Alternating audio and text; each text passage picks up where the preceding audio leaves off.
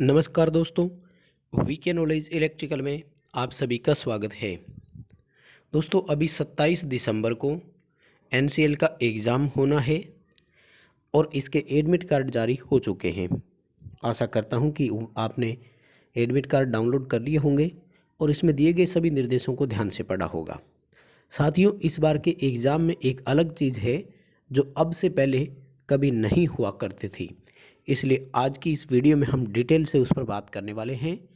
साथियों, ये जो पेंडेमिक टाइम चल रहा है कोरोना को, इसको लेकर के जो भी एग्ज़ाम होल्डिंग कंपनी है उन्होंने एक अंडरटेकिंग भरवाना शुरू कर दिया। अब ये अंडरटेकिंग आपके लिए बहुत महत्वपूर्ण होगी, इसलिए इसको ध्यान से भरना है। आज की इस वीडियो में हम बात करेंगे कि अंडरटेकिंग को कैसे भरें, साथ ही आपको एग्ज़ाम हॉल में जाते समय क्या क्या सावधानी रखनी है, एडमिट कार्ड के साथ आपको और क्या चीज़ लेकर जानी है। बहुत बार ऐसे होता है, हम आईडी प्रूफ लेकर गए फिर भी गलतियां हो जाती है और बाहर निकाल देते हैं, आईडी प्रूफ एक्सेप्ट नहीं होता। तो मैं पूरी तरह से आईडी प्रूफ पर बात करूंगा कि आधार कार्ड वैलिड रहेगा कि वोटर आईडी वैलिड रहेगा। साथ ही हम एक बार सिलेबस पर भी बात करेंगे, नेगेटिव मार्किंग है या नहीं, इस पर भी मैं डिटेल से बात करूंगा। वीडियो को कंप्लीट लास्ट तक आप ज़रूर देखना, सभी महत्वपूर्ण बातें आपके सामने रखने वाला हूं। 27 दिसंबर को ये आपका एग्ज़ाम होगा। दोस्तों सबसे पहले साथियों मैं बात करूंगा आपके सामने ये कि एडमिट कार्ड को आपको A4 पेपर पर प्रिंट आउट निकालना है। कलर हो या ब्लैक एंड वाइट कोई फ़र्क नहीं पड़ता, कोई भी आप निकलवा सकते हैं। लेकिन ध्यान रखें कि जो एडमिट कार्ड में नीचे यहाँ पर स्टूडेंट के सिग्नेचर के लिए जो जगह छोड़ी हुई है, कैंडिडेट के सिग्नेचर के लिए, तो आपको अभी यहाँ सिग्नेचर नहीं करना है। मैंने देखा है कई स्टूडेंट कर लेते हैं। ये एग्ज़ाम हॉल में आपको इन फ्रंट ऑफ एग्जामिनर वहीं करने हैं, जब एग्जामिनर खुद के यहाँ साइन करेगा उसी समय आपसे वो साइन करवाएगा। ये गलती नहीं करनी, अदरवाइज़ वहाँ पे प्रॉब्लम खड़ी हो जाती है। देखिए दोस्तों, सबसे बड़ी जो इस बार की बात है ना, वो है सेल्फ डिक्लेरेशन अंडरटेकिंग रिगार्डिंग कोविड-19। ये कोविड-19 वाली समस्या सबसे बड़ी है, इसको लेकर आपको एक अंडरटेकिंग लेकर जानी है। ये अंडरटेकिंग आप प्रिंट आउट में भी लेकर जा सकते हो और ये आप अपनी हैंड राइटिंग में भी लिख सकते हैं। ये जो हैंड राइटिंग में लिखे तो कंप्लीट स्पष्ट आपको दिखाई देना चाहिए। कैसे भरेंगे इसकी जानकारी मैं आपको दे देता हूँ। तो आप अपने हाथ से पेन से इससे लिख सकते हैं और यही आपको सबसे पहले ऊपर यही लिखना है, सेल्फ डिक्लेरेशन अंडरटेकिंग रिगार्डिंग कोविड-19। पेज के ऊपर लिख देना है। A4 टाइप पेपर आप ले सकते हैं और पेन से आप इसको लिखिएगा।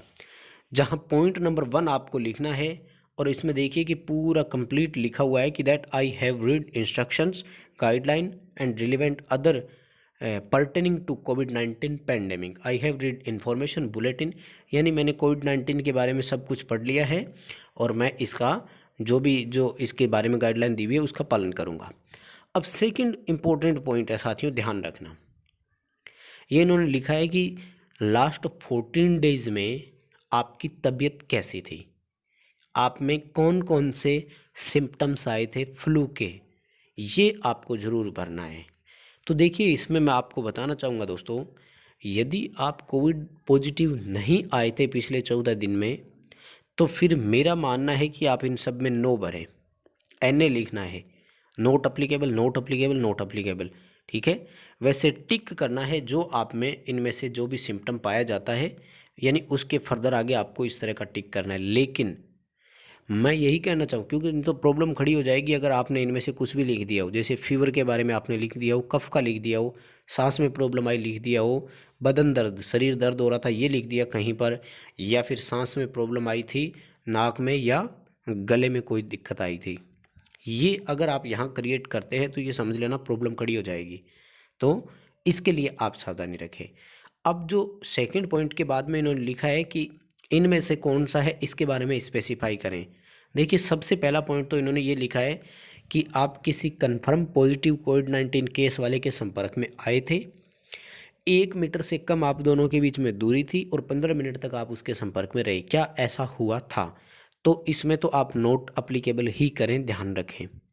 सेकंड पॉइंट है कि not been in close contact with a person suffering from कोविड-19 am not under mandatory quarantine. तो बी पॉइंट जो है ये आपके लिए बड़ा स्पष्ट और सीधा साधा है, इसी पर क्लिक करें आप। उसके बाद में आपका लिखा है कि आप पिछले 14 दिनों में किसी दूसरी कंट्री गए थे क्या, या कहाँ कहाँ आप गए थे, ठीक है, किसी शहर या सिटी। देखिए, मुझे नहीं लगता कि आप में से कोई गया हो कहीं बाहर दूसरे देश में। यदि गया हो तो ज़रूर इसको यहाँ पर फिल करें। क्यों? क्योंकि इसकी जो है ना वो एयरपोर्ट पे एंट्री होती है, आपके टिकट है जो भी है सब जगह इसकी डिटेल होती है। तो ये भविष्य में आपको प्रॉब्लम क्रिएट कर सकता है। तो इसमें आप जो सच्चाई है वो ज़रूर आप यहाँ पर बताइएगा, ठीक है। और इसके अलावा जो आपका है और कुछ नहीं है, इसमें 3 ही पॉइंट है। थर्ड पॉइंट जो है वो कह रहा है कि health and well being of our community और इन आवर फर्स्ट प्रायोरिटी, ठीक है। ये ठीक है, इसमें कोई दिक्कत नहीं होगी।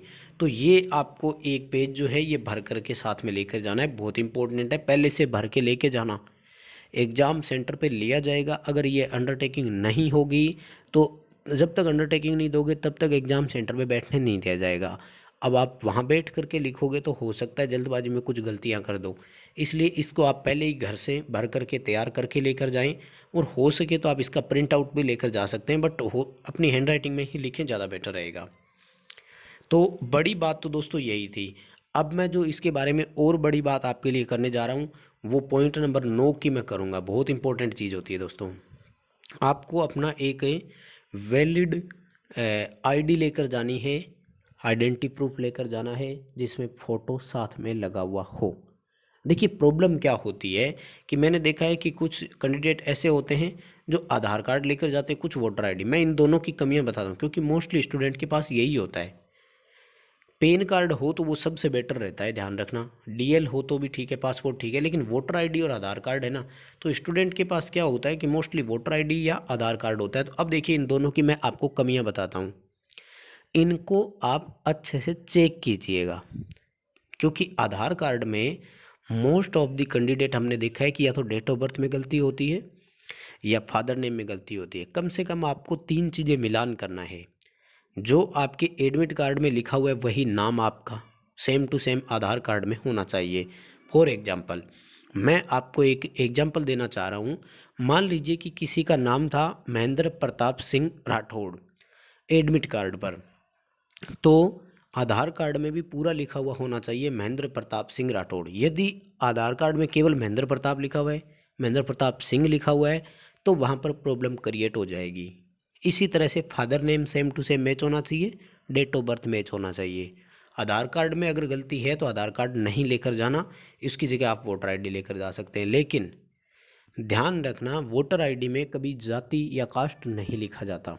जैसे अभी मैंने एग्जांपल दिया महेंद्र प्रताप सिंह राठौड़, तो वोटर आईडी में कभी राठौड़ नहीं लिखा जाता, वहाँ पर केवल महेंद्र प्रताप सिंह इतना ही होगा। तो ये भी आपको वहाँ पर प्रॉब्लम क्रिएट कर सकता है। इसलिए इन छोटी छोटी चीज़ों को आप पूरा ध्यान में रखें। तो जिस आईडी पर ये सारी चीज़ें लिखी हुई हो उन्हीं आईडी को आप साथ में लेकर जाएं। अब बात करूं मैं एग्ज़ाम की, तो एग्ज़ाम ऑफलाइन ही होना है, सीबीटी के चांस नहीं है। तो ब्लैक या ब्लू आपको बॉल पेन लेकर जाना है, ध्यान रखें जेल पेन नहीं होना चाहिए, ठीक है ना। ब्लैक लेकर जा सकते हो, ब्लू लेकर जा सकते हो, ओएमआर सीट आपको भरनी होगी और ब्लैक या ब्लू पेन आप लेकर के जा सकते हैं। 100 क्वेश्चन आएंगे, कोई नेगेटिव मार्किंग होगी नहीं, इसको आप ज़रूर ध्यान में रखें, ठीक है। 70 क्वेश्चन टेक्निकल के होंगे और 30 क्वेश्चन जो है वो नॉन टेक के होंगे, ठीक है। इनको भी आप ध्यान रखें, कोई किसी तरह की नेगेटिव मार्किंग यहाँ पर होगी नहीं, इसलिए उसको भी आप पूरा पूरा ध्यान में रखें कि पूरा पेपर अटेम्प्ट आपको करना है, कोई भी क्वेश्चन आपको खाली नहीं छोड़ना है, सारे क्वेश्चन अटेम्प्ट करने हैं। बस दोस्तों, बड़ी महत्वपूर्ण जानकारियाँ यही थी। वीडियो पसंद आए है तो लाइक ज़रूर करना, आगे अपने फ्रेंड्स को भी शेयर ज़रूर कर देना।